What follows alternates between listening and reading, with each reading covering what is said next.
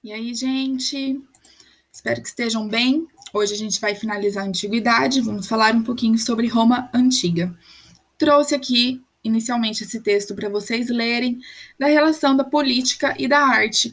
A gente já viu em outras civilizações e isso vai ficar muito perceptível ao longo da história da arte, de como a arte ela tem uma função social em retratar o contexto histórico, o que se passa. Então, nós falamos sim, de política, falamos de economia, falamos de sentimentos também. E aqui na Roma não vai ser diferente. A política ela está muito atrelada à arte, a arte está a serviço da política inicialmente. Nós temos um exército muito sólido, então essa população ela precisa ser controlada de certa forma. E a arte está ali para isso. É até usado muito a política do pão e circo, né? Temos duas culturas diferentes nisso, uma cultura voltada para essa formação política e uma cultura formada à diversão que está à mercê dessas ideologias colocadas à população. Então, e aí, é claro, a gente consegue fazer um paralelo muito legal com a realidade brasileira, muito semelhante com o que a gente teve na ditadura, o regime que usou a arte como exaltação do regime e também uma época em que grande parte da arte também era censurada. Isso a gente vai muito provavelmente encontrar nas provas do Enem, tanto nas questões objetivas como na redação. E fica um tema bem legal para a gente discutir, mais um argumento. Então, é muito, muito legal a gente pensar na arte com essa função social. E aí, a gente dá início ao nosso contexto. Como eu estava falando para vocês, a gente tem essa questão de exército muito forte, é um império muito grande, né? Em uma das fases, nós temos três. E a gente percebe muito a questão da beleza ser um pouco deixada de lado no momento. A gente tem esse predomínio de caráter, de força, que eles tanto procuram mostrar. A formação da Roma Antiga ela se dá muito em cima do conceito de urbis, diferente dos gregos que falavam de polis, um conceito mais abstrato.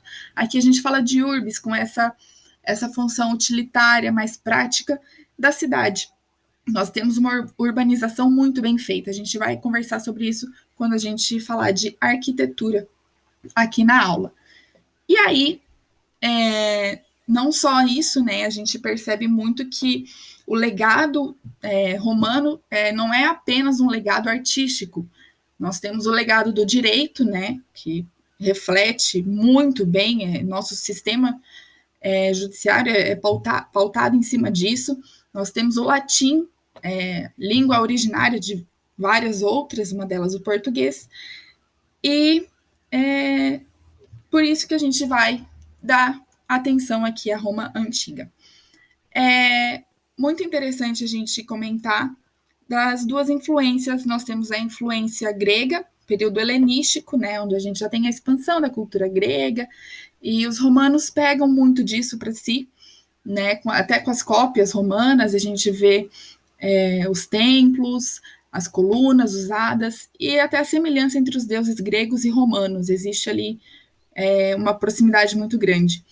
E ainda existe também a questão da influência etrusca.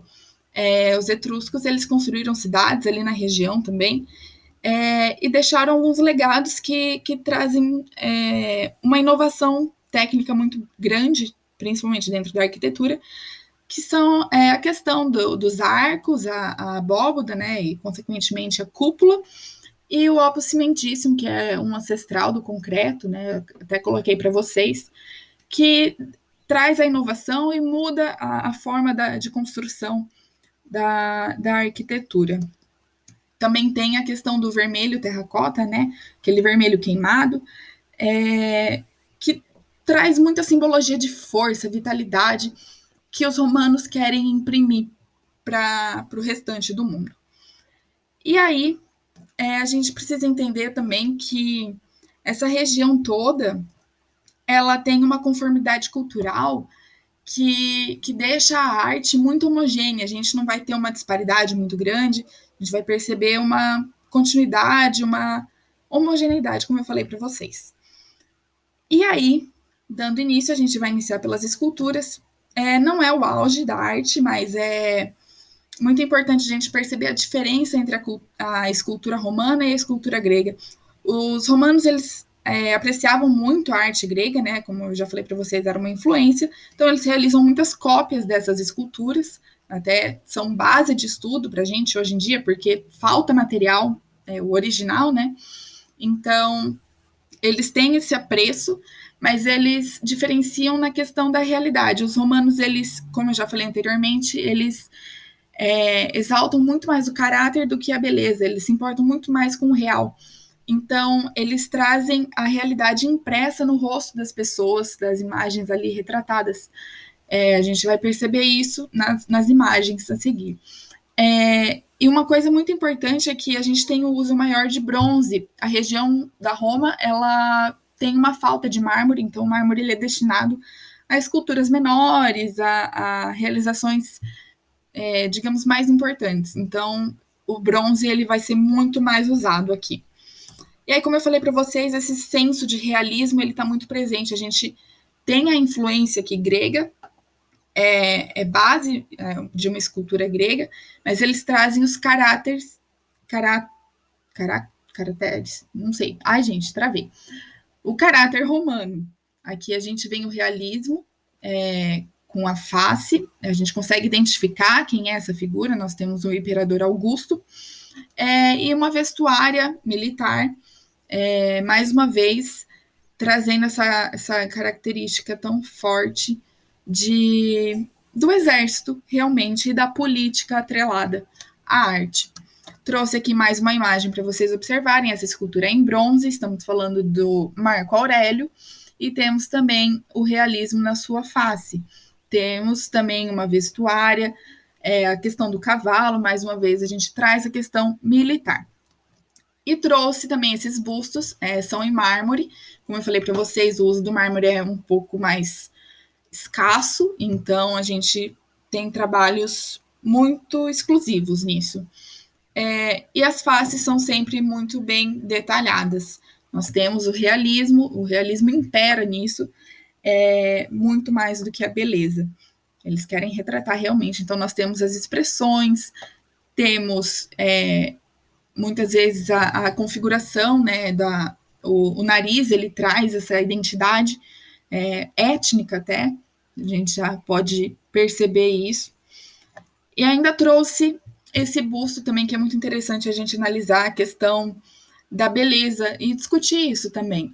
A beleza não está em discussão aqui, a gente está falando sobre o caráter. Então, quando a gente imagina o caráter, muitas vezes a gente idealiza a sabedoria a pessoas mais velhas. Então, aqui as rugas trazem muito essa expressividade, refletem muito a mensagem a ser passada, a questão do caráter, e a gente percebe a questão, a mudança de o que realmente é belo, entendem? A beleza para os gregos era o ideal de harmonia, simetria. Aqui já não, aqui a gente está conversando de um belo que não está ligado à aparência física, mas sim a algo além do físico. A gente conversa sobre a inteligência, a racionalidade, a questão de experiência. Então, a beleza, a gente começa a criar novos conceitos de beleza. E trouxe também esse busto dessa matrona, que tem uma característica já bem diferenciada, com esse cabelo preso, jogado para frente. Os cajos são muito bem feitos, eu acho lindíssimo esse cabelo. Hoje a gente tem um trabalho enorme para cuidar, né? Imaginem como não seria. E aí, é muito importante a gente lembrar que o ápice dessa cultura, da arte romana, está na arquitetura. Então, nós precisamos comentar, sim, sobre a pintura e escultura, mas a gente deixa a inovação da escultura para os gregos como a base, né? Mas é óbvio que a gente precisa comentar aqui também. E aí a gente pula para a pintura. A pintura romana, ela é decorativa, que nem nas outras situações. Nós fazemos uso do afresco já, uma das técnicas, e existem alguns estilos geradores nisso, e aí eu vou acompanhar com vocês aqui. Um dos estilos é esse aqui, a gente percebe em outras situações também, a tentativa de reproduzir pedra, mármore. Então, óbvio, a gente tem um tempo muito longo até chegar aqui, então a gente sabe que isso tudo passou por processos erosivos e o cuidado não é tão grande. Então, a gente sabe que isso aqui não era dessa forma exatamente. Provavelmente teria uma semelhança maior, né? Até com as pedras, mas existia esse tipo de pintura. E aí tem o segundo estilo de pintura, eu trouxe aqui um dos detalhes. A gente precisa deixar muito claro que não há perspectiva ainda. A perspectiva só vai chegar nisso lá no renascentismo. A gente tem um esforço para isso, né? A gente percebe a tentativa do artista, mas não existe perspectiva. E isso é muito importante de ressaltar. Por isso que trouxe essa imagem aqui. É bonito de ver essa tentativa de vidro e perceber a questão dos degraus, perceber como que o galho da fruta tá aqui e a evolução, né, o amadurecimento dessas frutas. Existe já um estudo científico, então, se a gente pensar na questão. E aí, como eu havia falado, nós temos um primeiro estilo.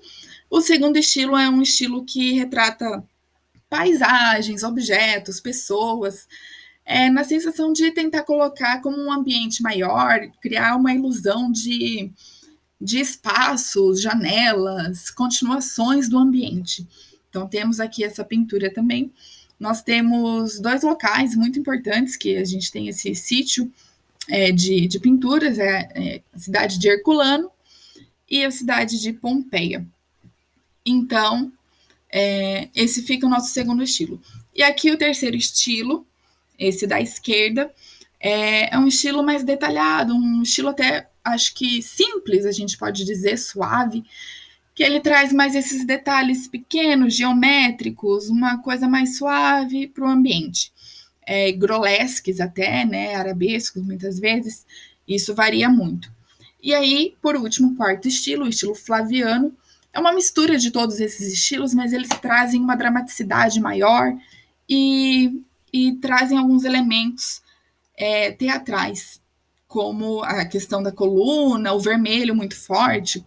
Então, isso também está presente. Como eu falei para vocês, a perspectiva é mero esforço do artista, a gente não tem em si uma perspectiva bem trabalhada.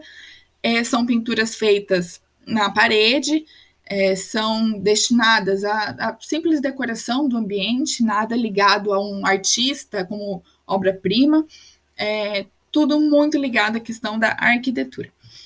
E trouxe um mosaico, a gente tem um pouquinho de mosaico lá na Grécia, aqui a gente também tem mosaico, isso tudo vai caminhando muito junto. O mosaico também é um elemento decorativo como a pintura, mas tem uma duração maior, é mais fácil, né, da instalação, então ele é muito mais usado na região. Trouxe esse mosaico aqui para a gente perceber que existe uso de cores, a gente percebe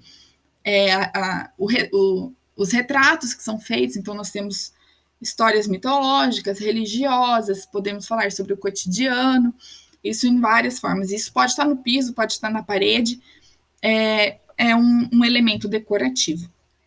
E aí a gente chega no auge dessa civilização, uma importância muito grande, como eu já falei para vocês, a arquitetura é o que mais vale aqui de tudo. Então, como a gente já tinha conversado antes, nós temos essa dose de utilitarismo, a praticidade, a função da cidade, a urbanização é muito importante. Como nós já vimos em outras culturas, as construções elas são grandes, isso tudo retrata a força, a grandiosidade da civilização, e aqui não vai ser diferente, nós teremos isso também como um sinônimo da Roma Antiga. Já falamos sobre os arcos, as abóbodas, que são vindos dos etruscos, falamos sobre os templos, colunas dos gregos, e a gente vai ver isso ao longo das construções aqui. A gente percebe muito, como a gente conversou antes, a gente tem uma política muito forte baseada na expansão territorial, com o exército, questão militar. E aí a gente percebe a função da cidade ali como um lugar de organização para isso tudo, abrir vias. Então nós temos ruas, temos calçadas, temos transporte de água, temos tudo muito bem pensado para essa estrutura. Como eu coloquei aqui para vocês, a gente tem uma lista de coisas, né?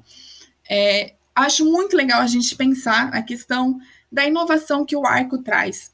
Anteriormente, a gente tinha a coluna lá na Grécia como sustentação dos templos e construções, e sendo a base da sustentação, a coluna ela não tinha um espaçamento muito grande entre uma e outra. Aqui, com o arco, a gente consegue criar espaços maiores, a gente consegue usar o espaço interno, e aí a gente já não é tão dependente do relevo natural. Como a gente viu no teatro grego, dependendo da encosta, aqui já não existe mais isso, porque nós temos essa construção baseada em arcos, formação de cúpulas, e a gente também tem o opus cimentício, que traz essa liga, faz essa argamassa e traz amálgama para a construção. Então, como eu estava falando para vocês, a gente não depende mais do relevo natural, a gente tem a cultura da diversão dentro dessa sociedade, assim como a cultura bélica. Então, nós usamos os anfiteatros para manter muito essa cultura bélica. É a cultura deles, então a gente percebe que o serviço militar dentro de Roma antiga, ele não é apenas político, ele também é diversão. E aí a gente vai perceber alguns outros detalhes que eu vou mostrar aqui nas imagens para vocês. Trouxe aqui para a gente entender um pouquinho sobre o arco e a abóbada, são conceitos um pouquinho mais técnicos, mas existem nomes diferentes para a gente chamar esse arco. Então, nós temos o arco perfeito, pleno, o arco de berço, e ele é arredondado, e ele possibilita a abertura desse espaço interno, a criação de andares, e daí a gente vai observar isso nas imagens. Aqui eu trouxe para a gente iniciar um modelo de casa romana. Nós temos 2 imagens. Eu acho muito interessante a gente começar a pensar que existe uma ilusão de que antigamente todo mundo tinha casa, todo mundo tinha acesso, e não é bem assim. Da mesma forma que hoje nós vivemos desigualdades, nas outras épocas também era assim. Então, qual a chance de alguém construir uma casa dessas? Ora, são pessoas que têm dinheiro, são pessoas que estão numa situação boa de vida, né? Então, a gente precisa entender que não é todo mundo que tem casa na Roma, infelizmente, não é todo mundo que tem casa no mundo. Mas aí, analisando a questão arquitetônica, a gente vai perceber que a gente sempre vai ter uma planta retangular e nós teremos esse espaço aberto, esse átrio, para entrada de claridade, né, luminosidade, ar e água. Eles fazem a captação de água aqui. Essa água não é para tomar, não é para tomar banho.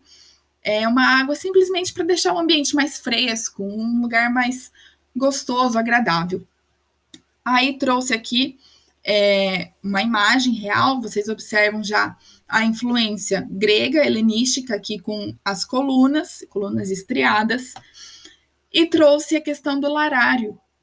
Antigamente, eles não cultuavam apenas os deuses, eles tinham deuses familiares também, então eles cultuavam seus ancestrais, e eles tinham um larário, um espaço para colocar, atear fogo ali, para esse culto. E aí vem muito da questão das palavras. Então, se nós temos um larário, isso hoje a gente reflete muito a lareira, que existem em algumas casas.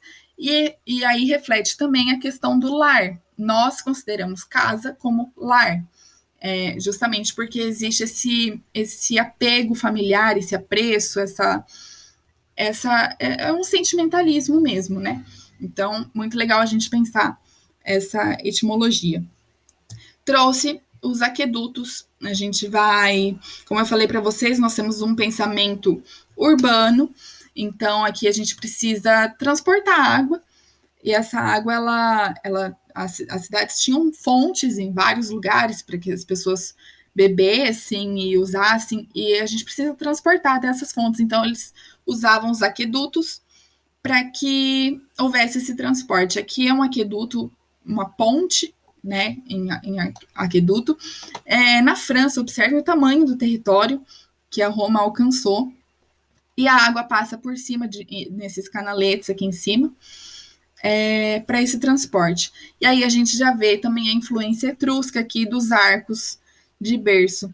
São arcos arredondados que permitem essa estrutura pavimentada e tudo mais. Observem que bem no centro aqui existe uma diminuição muito grande de material, e isso permite a lateral, né? As laterais permitem essa sustentação. Trouxe para vocês, a gente falou de água, trouxe as termas, termas de Caracalla, uns exemplos. Os romanos, eles tomavam banho, muito banho, se consideravam o povo mais limpo da época, porque eles tinham esse costume, chegava até a ser um culto de banho, porque eles tinham várias formas. Diz que existiam 3, trouxe aqui outra imagem, das ruínas, para vocês terem noção, era 5 mil metros quadrados de termas, aqui uma representação de como poderia ser. Eles tinham água quente, água morna, água fria, ficavam um determinado tempo em cada estação de banho e besuntavam os corpos com óleo. Então, é um ritual realmente, e diz que trazia uma força, uma vitalidade para os romanos, que virava realmente esse rito, né?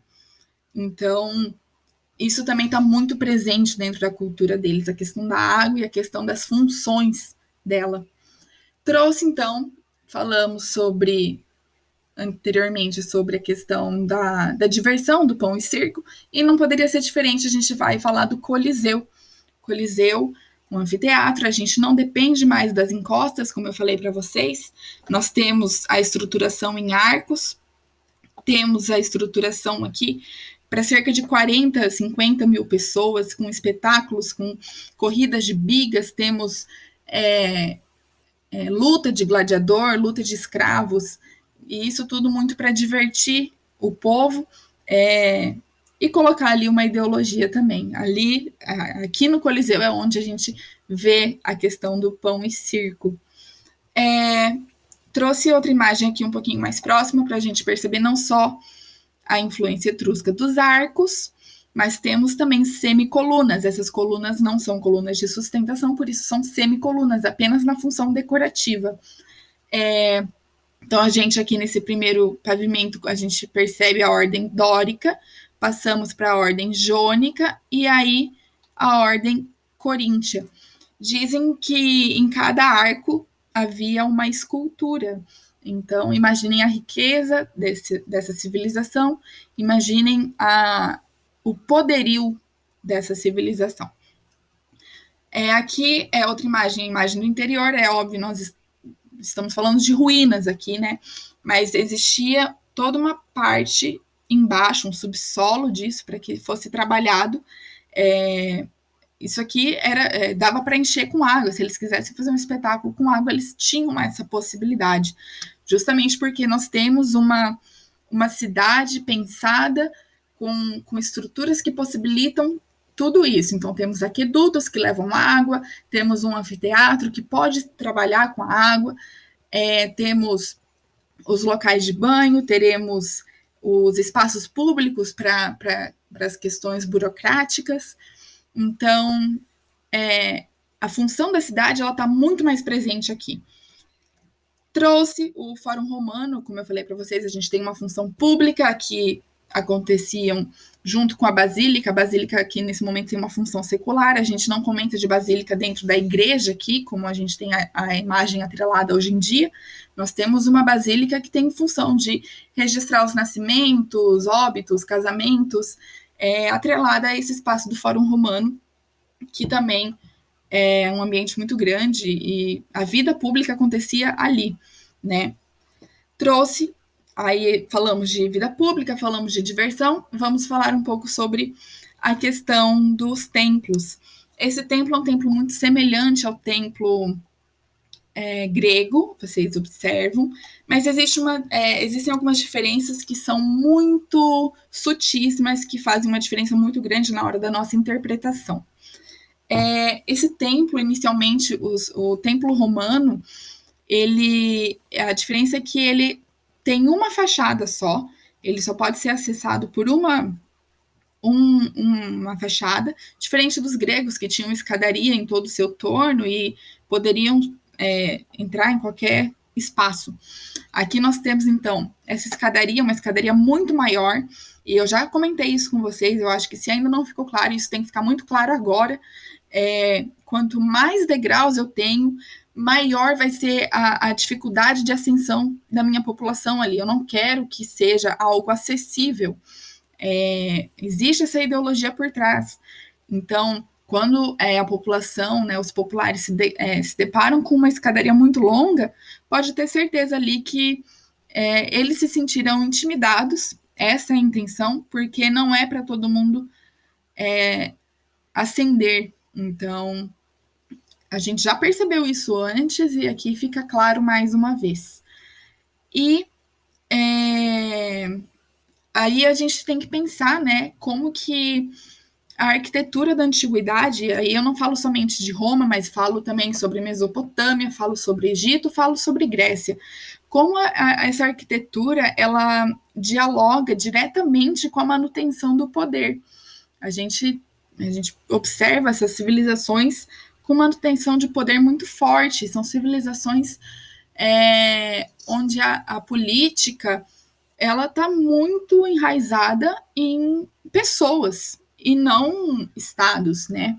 Nós temos isso muito óbvio.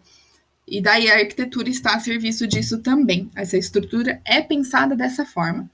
E aí, como falei para vocês, nós temos diferenças, né, do templo romano para o templo grego, mas temos as semelhanças. Então, nós temos colunas jônicas aqui, um frontão triangular, e essa estrutura de templo de Fortuna Virilis, que é comum também em outros templos.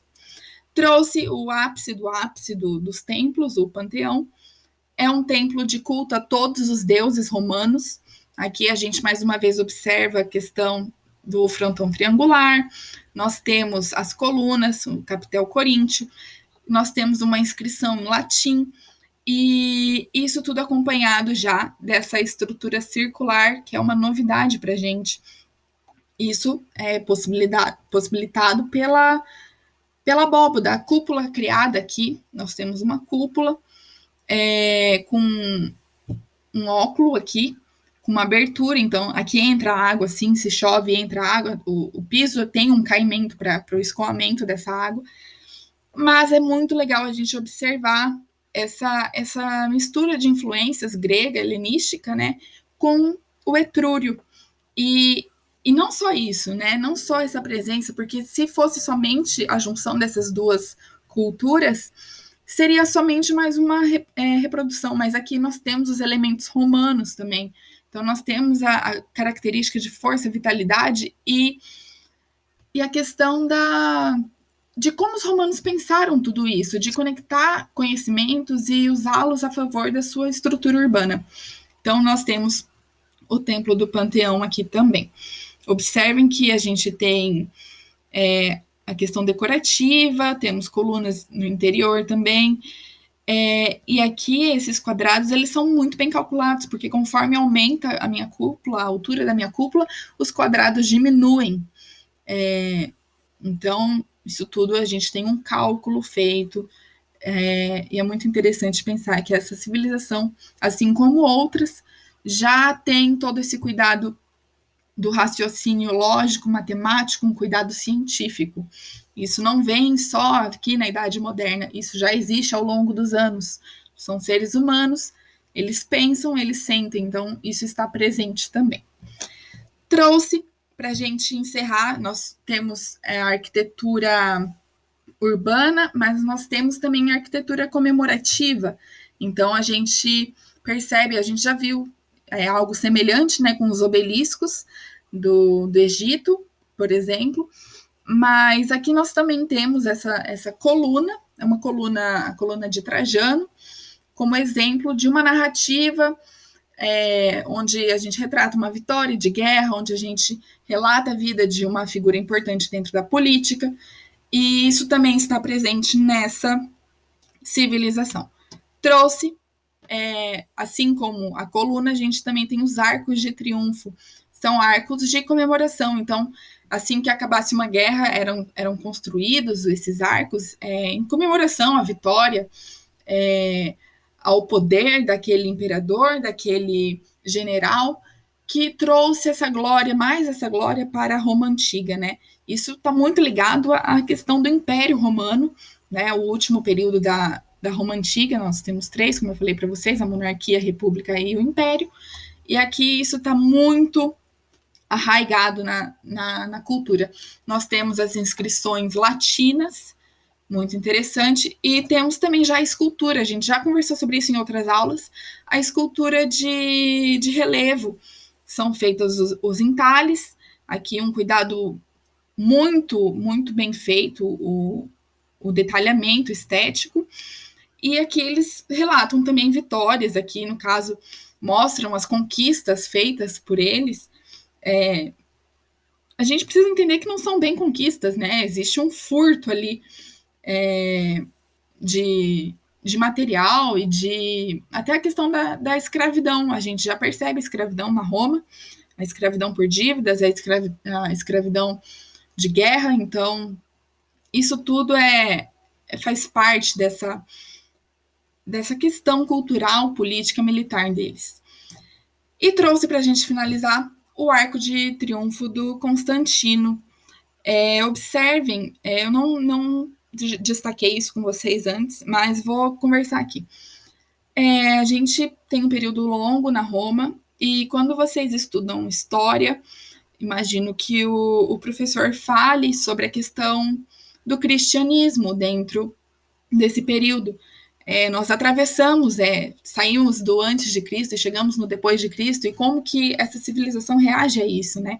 Então, nós temos Constantino se declarando como cristão, e a partir daí a arquitetura começa a mudar também. Nós temos indícios de uma cultura, que será até a nossa próxima aula.